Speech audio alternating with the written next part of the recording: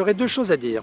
La première, c'est que je crois que, pour l'avoir vécu personnellement il y a hélas très longtemps, le scoutisme est d'abord une école extraordinaire de citoyenneté, de socialisation, de rencontre des autres, d'obligation de se sortir de soi-même. Or, toute notre société tend à nous refermer sur nous, sur notre petite tête, ce qu'on possède. Et le scoutisme, par définition, il est ouvert aux autres.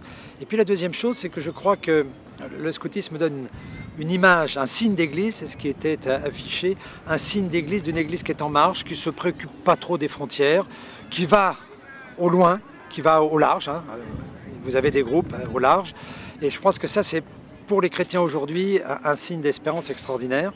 On peut se dire d'église et pourtant ne pas être renfermé, être totalement ouvert.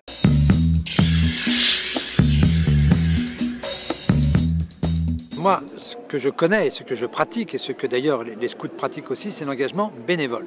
C'est-à-dire qu'il y a cet aspect de don et de gratuité, du service des autres dont on n'attend rien. Puisque si on est bénévole, par définition, bénévole, bien, c'est pour participer à la construction du bien commun. Donc on travaille pour les autres. Je crois que pour un chrétien aujourd'hui, travailler au bien commun, ça veut dire que par définition, on renonce à travailler d'abord pour soi.